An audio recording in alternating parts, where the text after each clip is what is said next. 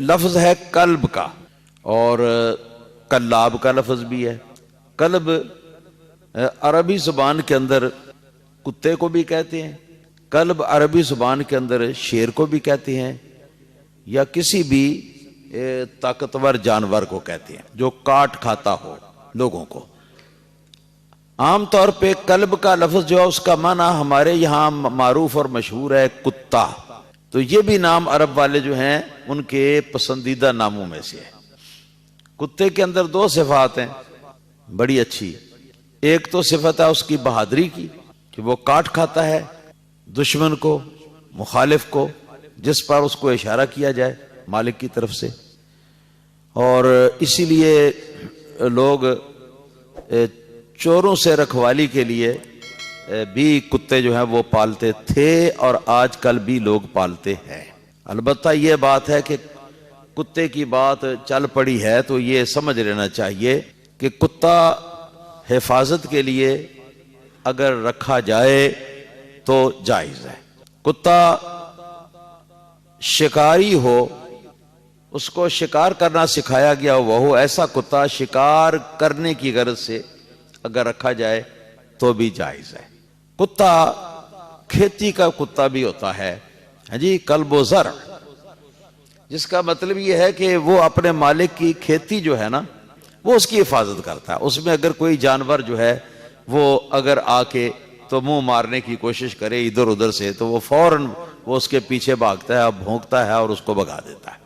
اسی طرح club الماشیہ، club الماشیہ یہ بھی کتے کی ایک قسم ہے، جس کو کوئی جانور جس آدمی نے پالے ہوئے ہیں، مویشی پالے ہوئے ہیں، تو ان مویشیوں کی نگرانی کے لیے اور ان کی حفاظت کے لیے بھی کتا پال لیا جاتا ہے۔ اور یہ کتا جو ہوتا ہے اس کی صفت یہ ہوتی ہے کہ یہ ہمارے جو مواشی ہیں، مویشی ہیں جو ہمارے، تو ان کو بے راہ روی سے بچاتا ہے، ہاں جی، سیدھے راستے پر چلنے کے لیے ان کو مجبور کر دیتا ہے، ادھر ادھر جانے سے، کسی کے کھیت میں منہ ڈالنے سے یہ اس کو کتا جو ہے اس کو یہ بھونکتا ہے اور اس کو یہ روکتا ہے، اور ادھر ادھر متفرق ہونے سے بھی ان کو روکتا ہے۔ یہ ہے کلب الماشیہ۔ ایک کتا کلب الحرس حفاظت کے لیے، اور ایک کتا شکار کے لیے، ایک کتا کھیتی کی حفاظت کے لیے، ایک کتا یہ مال مویشی جو ہیں ان کی حفاظت کے لیے، یہ رکھنا جو ہے یہ جائز ہے۔ اور میں یہ بات آپ کو سمجھانا چاہتا ہوں اور یاد کرانا چاہتا ہوں کہ آگے جا کے بھی آپ لوگوں تک یہ میری بات پہنچائیں کہ ان 4-5 مقاصد کے لیے کتا رکھنا شرع شریف کے اندر جائز ہے۔ اور ایک ہے کتا رکھنا شوق کے لیے، ہاں جی، مثلا فلانی نسل کا کتا بڑی قیمت کا ہے، اس کو خرید لیا، یا کسی بھی نسل کا ہے تو اس کو صرف میں شوق کے لیے گھر میں اس کو پال لیا، ایسا کتا رکھنا شرعاً حرام، حرام اور حرام ہے۔ یاد رکھیں گے، اس کی آگے بھی تبلیغ کرنی ہے، دوسروں تک بھی یہ بات پہنچانی ہے۔ کتا جو ہے یہ موذی جانوروں سے بھی آدمی کی حفاظت کرتا ہے، یہ حفاظت کا کتا جو ہے یہ اس کی گنجائش ہے، اجازت ہے۔ حدیث پاک میں ہے کہ رسول اللہ صلی اللہ تعالی علیہ وآلہ وسلم ایک مرتبہ اپنے گھر میں تشریف فرما تھے اور جبرائیل امین علیہ السلام کے آنے کا انتظار تھا، تو کافی دیر ہو گئی، جبرائیل علیہ السلام تشریف نہ لائے، تو حالت یہ تھی کہ سرکار جس چارپائی کے اوپر تشریف رکھتے تھے اس کے نیچے ایک کتا چھپ کے بیٹھا ہوا تھا، تو وہ کتا اٹھ کے جب چلا گیا تو حضرت جبرائیل علیہ السلام پھر آ گئے، تو سرکار نے فرمایا جبریل اتنی دیر کر دی آنے میں، کیا وجہ؟ تو عرض کیا یا رسول اللہ صلی اللہ تعالی علیہ وآلہ وسلم، میں صدقے جاؤں اللہ کے سچے رسول صلی اللہ علیہ وسلم کے۔ جبریل علیہ السلام نے کہا کہ انا لا ندخل بیتا فیہ کلب او فیہ تصاویر او فیہ جنوب۔ عرض کیا کہ حضور ہم کون؟ رحمت کے فرشتے. ہم رحمت کے جو فرشتے ہیں، ہم نہیں داخل ہوتے اس گھر کے اندر کہ جس گھر کے اندر کتا ہو، جس گھر کے اندر تصویریں سامنے لگی ہوئی ہوں، اور جس گھر کے اندر کوئی ایسا فرد ہو کہ جس پر غسل فرض ہے اور وہ بغیر غسل کے رہ رہا ہے. جنبی کہتے ہیں اس کو، جنبی. غسل فرض جو ہے وہ اس کو، غسل فرض کو چھوڑ کر تو وہ بیٹھا ہوا ہے. ایسے گھر کے اندر ہم نہیں داخل ہوتے. اس میں کتنا بڑا یہ سامان عبرت ہے. یہ ایک واقعہ سر سید احمد کا مشہور ہے.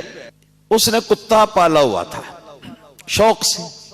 ایک ریل کے اندر سفر کرتے ہوئے کسی عالم سے ملاقات ہو گئی، اور اس عالم کو جب پتہ چلا کہ سید احمد نے یہ کتا اپنے ساتھ رکھا ہوا ہے، جب آگاہی ہوئی تو پوچھا کہ سید صاحب آپ بڑے صاحب علم ہیں، صاحب علم ہیں، صاحب تعلیم ہیں، آپ نے یہ کتا کیوں رکھا ہوا ہے اپنے ساتھ؟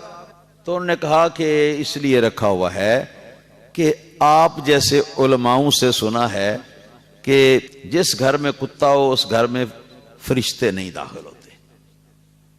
جس گھر میں کتا ہو اس گھر میں فرشتے داخل نہیں ہوتے، یا جہاں کتا ہو وہاں فرشتے نہیں آتے. تو میں نے اس لیے اپنے پاس رکھا ہوا ہے کہ ملک الموت جو ہے نا وہ میری روح قبض کرنے کے لیے نہیں آئے گا. اس نے بھی مذاق کے اندر بات جو ہے وہ ڈال دی. رکھا تو شوق کے لیے ہوا تھا مگر مذاق کر دیا. تو عالم نے کہا کہ اچھا یہ بتاؤ کہ کتے کی روح کون قبض کرتا ہے؟ کتے بھی مرتے رہتے ہیں نا، تو کتے کی روح کو کون قبض کرتا ہے؟ اب سید صاحب چپ، کوئی جواب نہیں تھا اس کا. تو کہا کہ جو کتے کی روح قبض کرنے کے لیے آ سکتا ہے تو جس کے پاس کتا ہے یا جس کے ساتھ کتا ہے وہ اس کی روح قبض کرنے کے لیے بھی آ جائے گا. اصل میں لوگوں کو پتہ نہیں، لوگوں کو پتہ نہیں کہ سر سید احمد خان جس کو کہتے ہیں نا جی، یہ شخص جو ہے یہ معتزلی عقیدے کا شخص تھا. کون سی عقیدے کا؟ معتزلی عقیدے کا شخص تھا. یہ ہمارے لوگوں کو پتہ ہی نہیں ہے. انگریز کے ساتھ اس کی بڑی دوستی تھی، بہت زیادہ دوستی تھی.